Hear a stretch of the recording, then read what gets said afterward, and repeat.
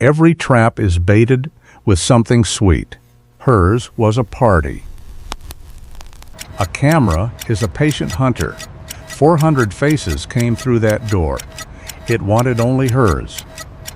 40 years, 4,000 babies. I learned every face hide so no child in my care ever felt like a number. It needed 9 seconds to make her one. Then it shut its jaws. Facial hit, table 997. Would you look at all of you? 40 years I spent giving other folks their happiest day pred, and tonight it's mine. Come on now, help me blow these out. They did not come with sirens. They came in good suits. The happiest night of her life had a clock on it, and 2 men in dark suits were the alarm. Ma'am, I need you to come with me. Our system flagged you as a person of interest in an active fraud case. Let's not make a scene. I'm sorry, what did you say? There must be some kind of mistake. But it's all right. If somebody made a mistake tonight, that's all right, Ted. I'm too happy to be angry. Let's just sort it out quietly. She still thought it was a mistake, something a reasonable word could fix. It was not. It's not a mistake, ma'am. You need to come with me, Tao, right now, quietly. Don't make me do this in front of them. And just like that, the good manners were gone. They walked her out past her own cake. The candles were still burning. Nobody got to make a wish. No monster here, only a man who gave his conscience to a screen and thanked it for the lighter load. I have never been arrested a day in my life. Look at my face. Really look. It wasn't a question, ma'am. He never looked at her. The number had already told him what she was. 97%. Not how sure it was, how little doubt she was worth. Rounded down. The manager wore someone else's number like a medal he hadn't earned. You play it very well, ma'am. I'll give you that. You'd brand a woman a criminal at her own party tentist on the word of a camera? This system correctly identifies thousands of guests a month. You're welcome to be the exception that proves it works. A hunter never takes just one.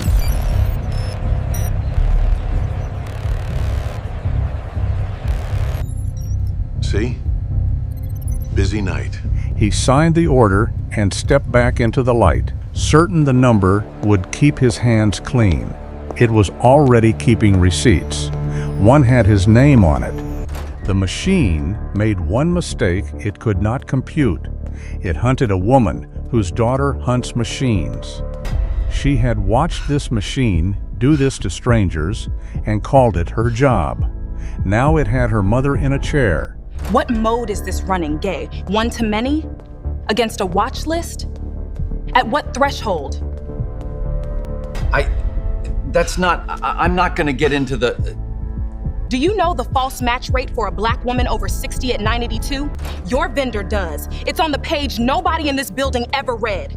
Every machine keeps a confession somewhere. This one had written its own, in gray, in a corner, in a font built to be ignored. You cannot argue with a machine. It does not listen, but it can be made to testify. So she took its confession and put it in her pocket. The machine had spent all night insisting 2 strangers were the same face. It never once noticed the 2 faces that actually were, sitting side by side, sharpening into the same blade. 64 years, I never once had to tell anybody who I was. And a camera just decided I don't get to say anymore. A machine can't be cruel. That's the part that never heals. Her mother was doing the math of a stolen life. Her daughter was doing a colder kind, the kind that ends in a courtroom. A whole company had hidden behind one number, and she had just photographed the crack in it. They wrote down every second of it, Mama. every alert, every name before yours, and I am going to pull all of it into the light. And the whole tower comes down. Watch closely.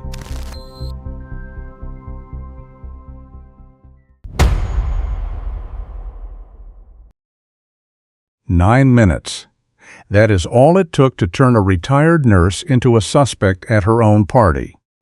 Undoing it would take the rest of the year, and it would reach a great deal further than one woman and one casino floor. Because this time, the machine had bitten down on something it could not out-argue. But to see how it came apart, you have to go back to who Loretta Hayes was on every night but this one. Loretta Hayes had spent 40 years in labor and delivery at the same county hospital. Nights, mostly, the shift where the hard cases come in. She had caught something close to 4,000 babies. She could walk into a grocery store 2 towns over, and a grown man would stop dead in the cereal aisle and say, "Miss Loretta, you delivered me. My mama still talks about you." And Loretta would look at his face for half a second and say, "You were the boy born the night of the ice storm. Your mother sang to you in Creole before I'd cut the cord." She did not forget faces. Faces were the whole substance of her work. A face was a person arriving in the world. A face was the last thing a frightened young mother saw before the worst or the most joyful night of her life. And Loretta had made it something close to a religion, never to let a single one of them feel even for a moment like a number on a chart. And now a machine had reduced her to exactly that. A number, a 97.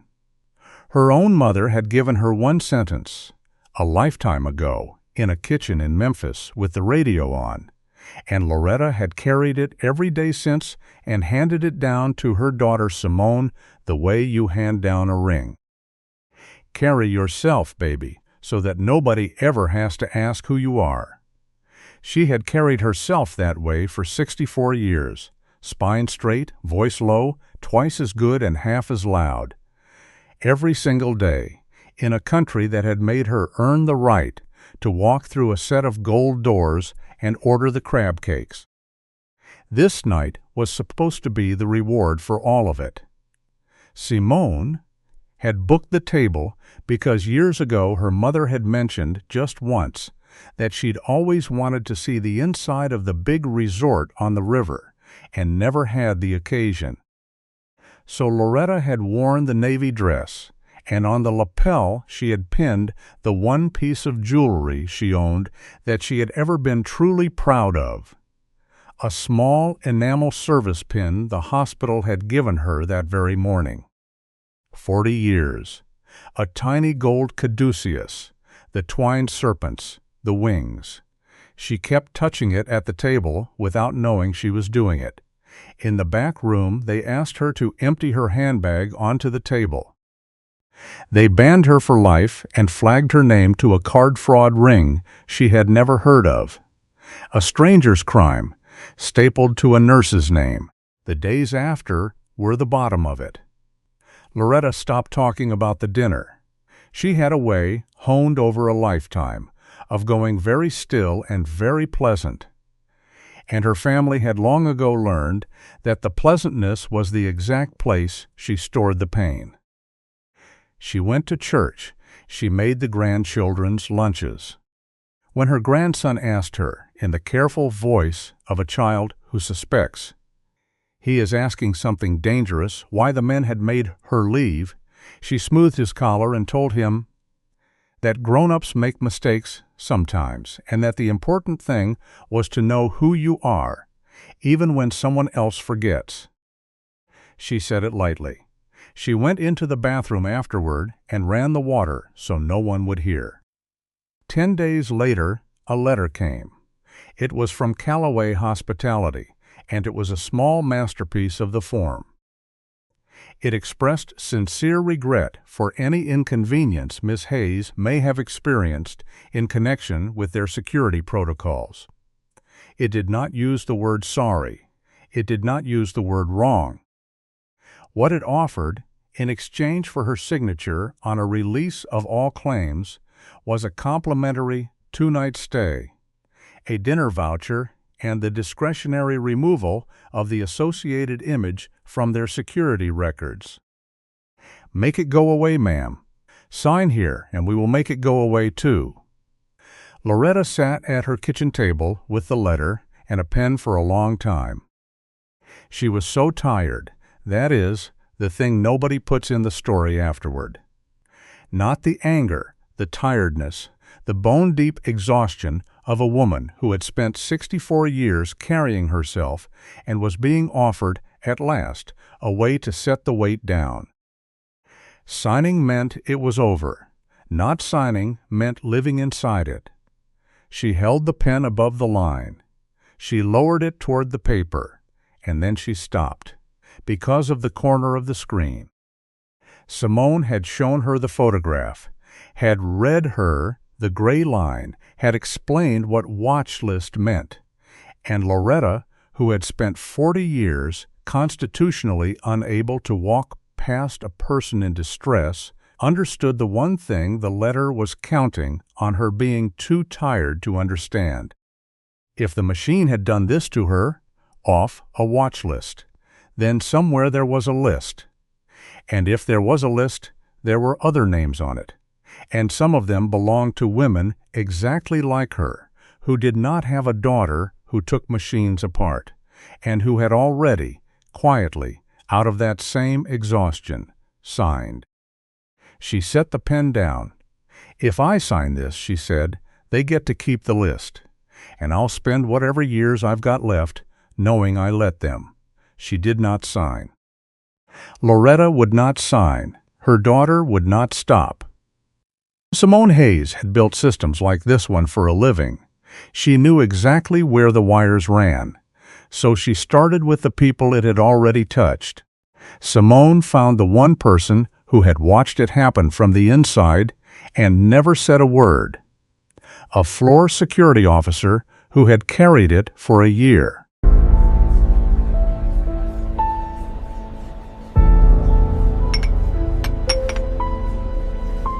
It happens more than anybody wants to know. I flag it. They tell me the machine doesn't make that kind of mistake. And it's almost always women who look like my mother. He knew what saying it out loud would cost him. I'll tell him what I saw. I should have a long time ago. That was the two-stage truth of it, and Simone felt it lock into place like a bone setting. Her mother had not been a bug. Her mother had been the design, the machine running exactly as built, exactly as configured. On a kind of person it had never been built to see clearly. And the instant Simone understood that, the question in her chest changed shape. It stopped being, "How do we clear my mother's name?" It became something colder and much larger. A hunter, that good is bred, not born. The casino only rented it for the night. The ones who raised it, who taught it which faces to want, called themselves Veridine, and they had made the one mistake they could not call back. They hunted a woman whose daughter hunts machines. Simone did not come to them grieving. She came for their records, and she did not come alone. Andre Coleman did not want her anger. He wanted the paper. Veridine fought the way money fights, quietly, and from behind a desk. It offered silence for a price, a form to sign it away, a motion to make the whole thing vanish. Every open hand was a closing door. But Coleman had come for the paper, and he kept prying, one page at a time. Coleman laid it out honestly at Loretta's kitchen table, the same table where she had nearly signed the first letter. He did not tell her what to do. He told her what each road cost. And Loretta looked at the settlement number for a long moment, and then she looked at the photograph of the gray line that Simone kept in a folder, now like evidence. And she pushed the paper back across the table with 2 fingers. They keep offering to buy my name back from me like I'm the only one who lost it, she said. I'm not signing anything that lets them keep the list. This stopped being about my name the day I found out I was the 14th. She said the 14th because by then they had a piece of it. Coleman had won the first fight even as they were losing the second. A judge had ordered the Meridian to produce its alert logs, whatever it would not produce from the vendor. And when the logs came, and Simone sat up until 4 in the morning going through them line by line, the pattern Tyler had described in the diner was there, written in the casino's own cold data. A quiet, steady drumbeat of high-confidence alerts, the overwhelming majority of them fired on black women over 50. The overwhelming majority resolved as no match within the hour. Every single one a human being walked past, a table of strangers to a back room on the word of a number. It's not making mistakes. It's doing exactly what they built it to do.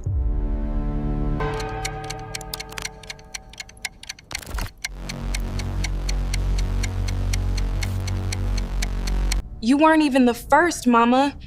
You were the 14th. And they knew. There were 13 names before her mother's. Simone went to find them. Most had learned to stay quiet. The 9th had learned to disappear. She went and found number 9. Deborah Prentice, 68, taught 4th grade 31 years. She had signed the letter and then very quietly begun to disappear. It was not only the casino. She stopped going to the mall because there were cameras. A woman who commanded a classroom of 30 for 3 decades had been taught in under an hour to be afraid of being seen. I keep thinking I should have said something. But you sign the paper, and they make it sound like it's settled. Like you'd be making a fuss over nothing. And after a while, you start to wonder if maybe they saw something in your face that you can't see yourself.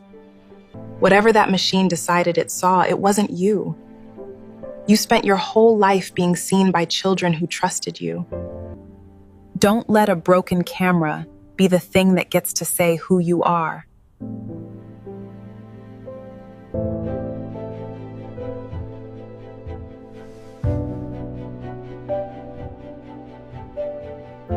My sister always said fear was a room you walk out of on your own. Maybe it's time I walked.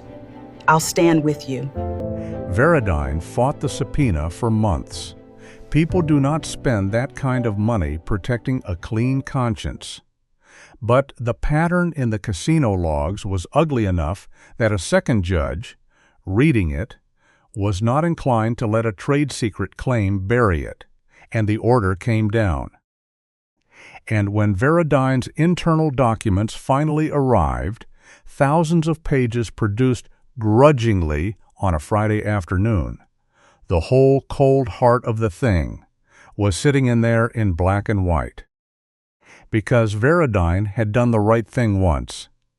Their own engineers had tested TrueMatch the way responsible people are supposed to, broken the accuracy down by age, by sex, by skin tone, specifically in the one-to-many watchlist mode the casinos ran.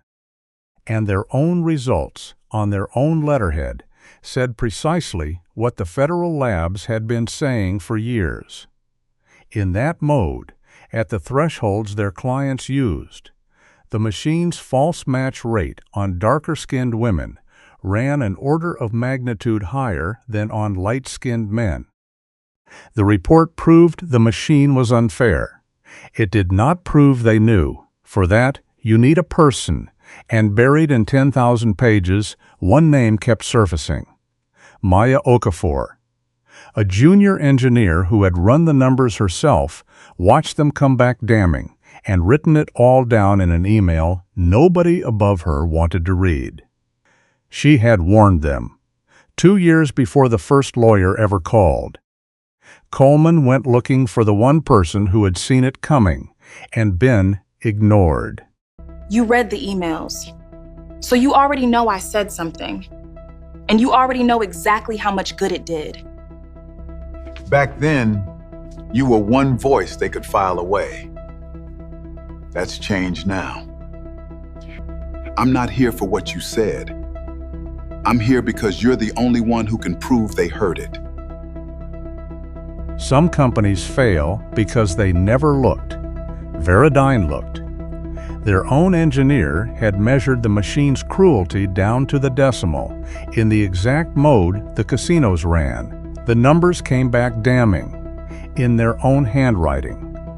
And a vice president read them and did the arithmetic that mattered to him.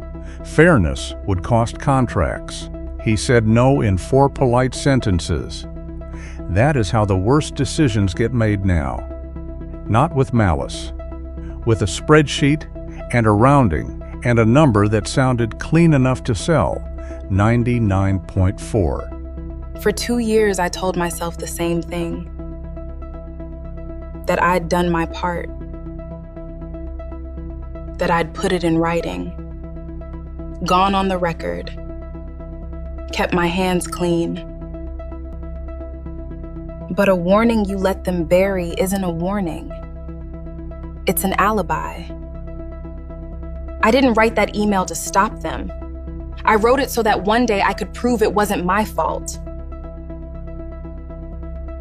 It was the most honest thing anyone in this story would ever say about themselves. Filing it away was the coward's version. There's a braver one. Tell me where the room is and when they need me in it. A company will apologize for a mistake. It will only ever fear a pattern. Coleman had the pattern now, in their own ink. So he stopped asking them to explain. You do not beg a system for justice. You corner it. You make it answer in its own words, and you do not blink first. By 9 the next morning, that was exactly what he intended to do. 2 rooms that night. One full of people done being afraid. One man who didn't know their names. Most lawyers bring an argument. Coleman brought 1 page. He was going to let the machine hang itself. Tomorrow we don't argue with their expert. We put their own machine on the stand, Patty, and let it confess. The machine had kept a list of everyone it was sure about. Its own daughter had turned that list into a weapon. Every alert, every threshold, every woman it did this to before it got to my mother, it's all here. Across the city, in a glass office that looked down on all of it, Adam Voss was not worried. He had never once had to be. A camera doesn't have an opinion. That's the whole point. For a year, he had watched it happen and said nothing, and the silence had gotten heavy. Tonight, he set it down. I'll say what I saw. Somebody should have, a long time ago. Fear had made her small for 8 months. It took her 4 seconds to stand up and be full-sized again. I let a machine and 2 polite men teach me to be afraid of being seen. I'm done being small. A life to dismiss, and a check to keep it quiet. He signed without reading, the last thing he would ever sign without fear. A sympathetic old woman and no case. Send our regrets. They took her good name and her peace. They could not reach the pin. She wore it like armor. I'm not going for an apology. I'm going so the 15th woman never has to. 6 people the machine had dismissed as noise, 1 trail of its own confessions, and a room booked for 9 a.m. 2 rooms, one built on a number, one coming to take it apart. By 9, the man in the glass would learn what his machine had never been able to feel: doubt. This is the sound the machine makes when it is certain. A cheerful little sound. Learn to hear it as a verdict, but you promise to watch closely. So, 30 minutes earlier, when Adam Voss was still the most reasonable man in the room, he had the calm of a man who had never once been wrong in a room that mattered.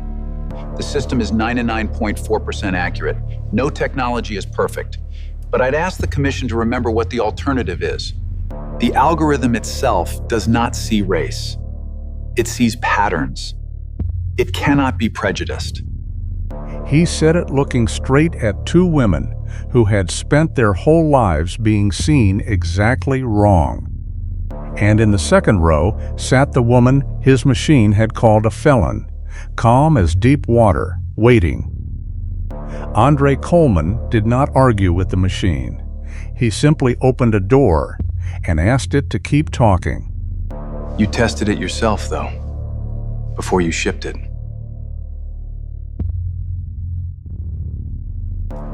In one-to-many mode?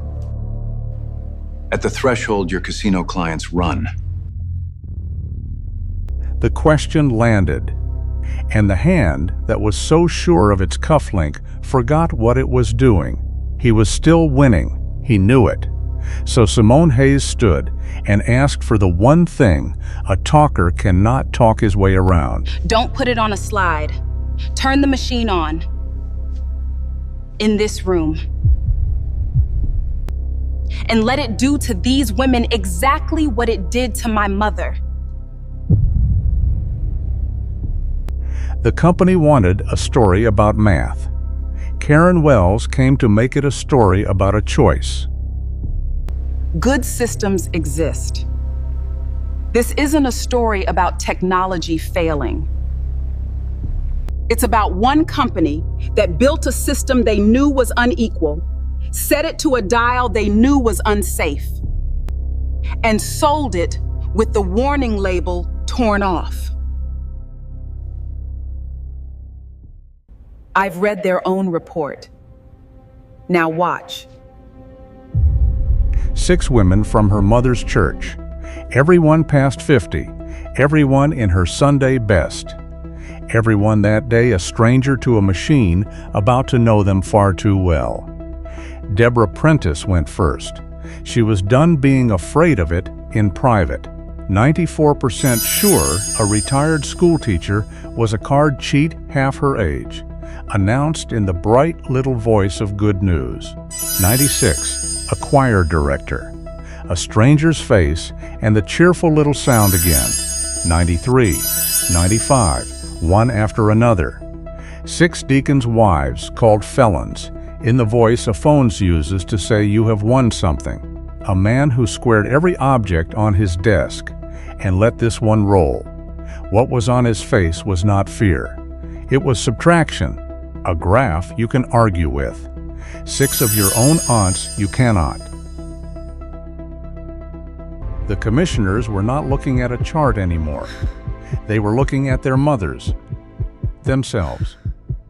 She had brought pages of evidence. She closed the folder. The machine had already testified against itself. Your machine isn't 99% accurate, Dr. Voss. You just watched it be wrong 6 times in a row.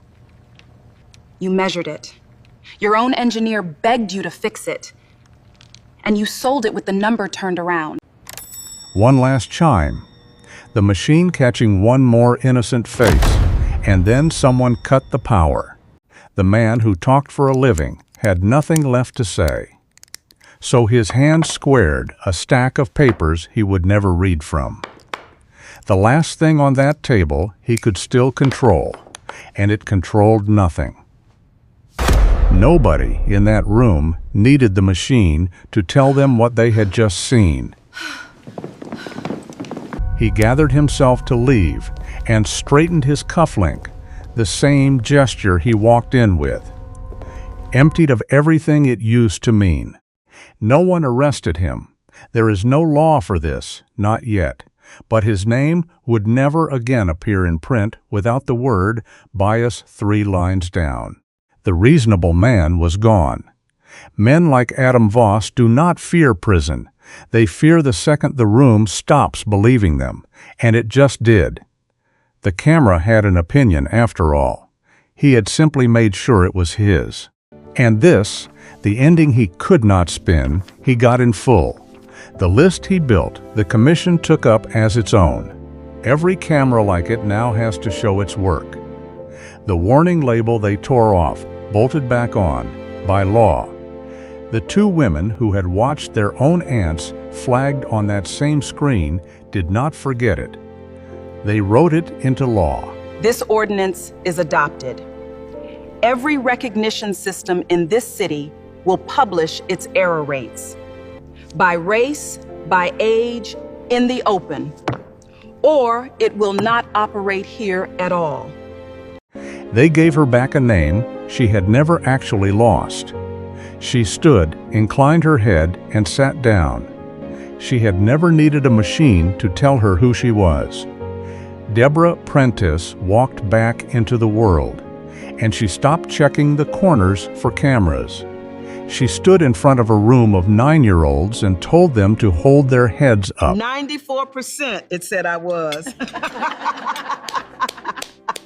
A card cheat.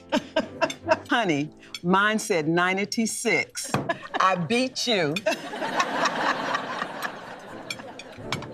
61 years, not so much as a parking ticket. And a computer made me public enemy number 1.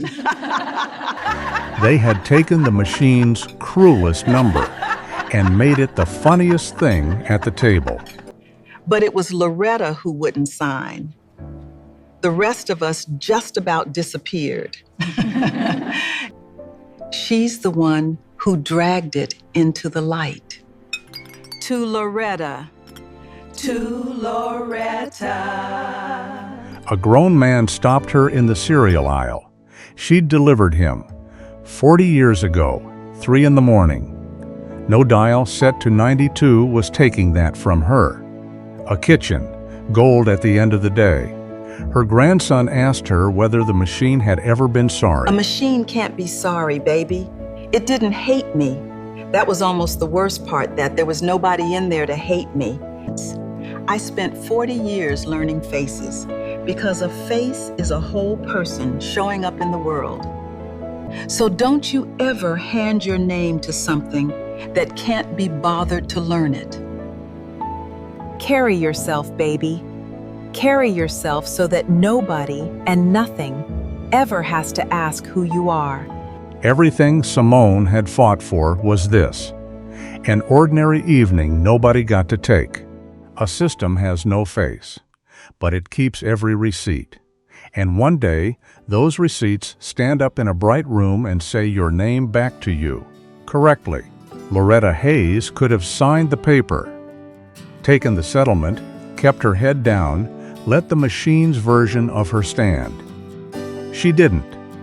Not because she wasn't afraid, but because she knew a name is not a number and a face is not a file. And some things you do not let a machine decide for you. So here is the question this story leaves you with. How many times have you let a screen tell you who someone is? A rating, a score, a flag, and never once looked at the person behind it. And if a machine decided you were guilty tomorrow, who would fight to pull the truth back into the light?